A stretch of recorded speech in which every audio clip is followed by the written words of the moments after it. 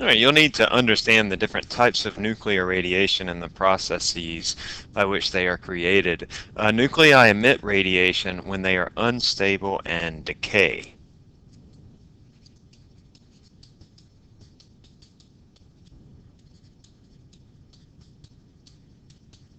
They can be unstable when the nucleus gets too big, and then the strong nuclear force, which doesn't act over bigger distances, isn't enough to hold that nucleus all together. And when they become unstable, they will decay within a certain amount of time.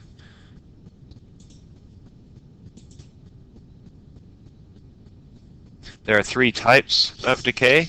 It's alpha, beta, and gamma decay. Alpha, beta, and gamma decay. Sometimes we may use the Greek letters for that. The alpha looks like this. Beta sort of looks like a B, except it has this extra thing on it. It's kind of curly. And then gamma looks like that. Those are the Greek letters, alpha, beta, and gamma. And in decay, a nucleus is changed. So we're talking about nuclear physics, not talking about electrons moving around, but actually particles within the nucleus that are changing. And when the nucleus changes, it may become a new element. Not necessarily, but it may become a new element. It becomes a new element, of course, by changing the number of protons, but you can imagine that the nucleus might change that it not become a new element by changing the number of neutrons. And in that case, it's still the same element, it just becomes a different type of that element. The parent nucleus, when we're talking about decay, the parent nucleus is the original nucleus, the one that you begin with, and then the daughter nucleus is the nucleus that results from decay.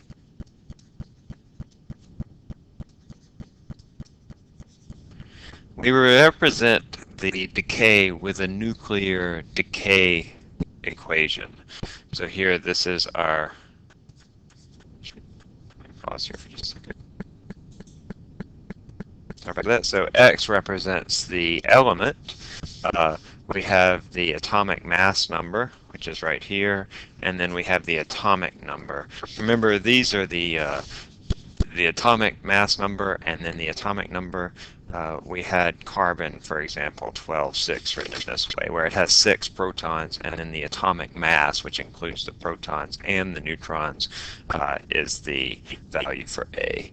And so when we begin with the parent nucleus, we have some nuclear process that will give us some new or changed element with these values that are also changed.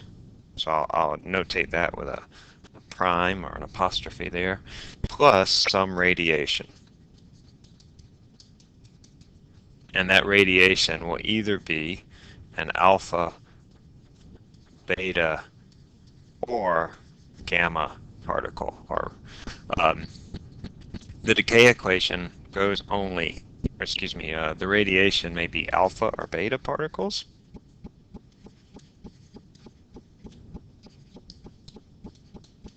or gamma radiation.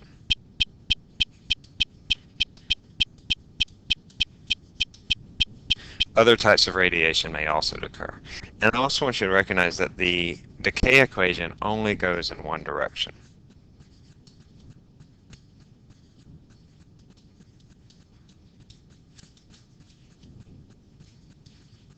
So that decay equation will only go in this direction. That is, I can't take this and move it back to this. It's only one way. So a couple of rules that you'll need to know. The number of nucleons, remember that's A, that's the number of protons, number of protons plus the number of neutrons, is always conserved. The number of protons and neutrons in the parent must equal the number of nucleons in the daughter plus the particles that are emitted. So the number of protons and neutrons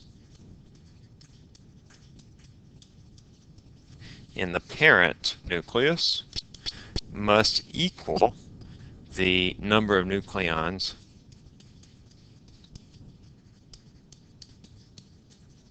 in the daughter and the radiation. I just want to say here that we call these alpha and beta particles radiation, but really they're just high energy particles. So the alpha and beta particles are actual particles, and we'll see that in just a moment. The number of protons must be conserved.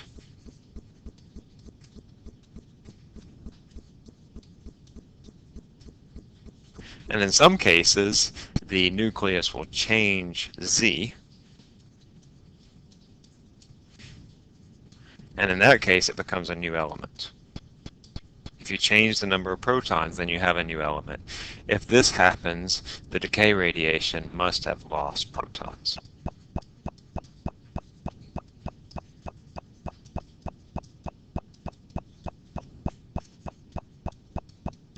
And that decay radiation will have to be a particle.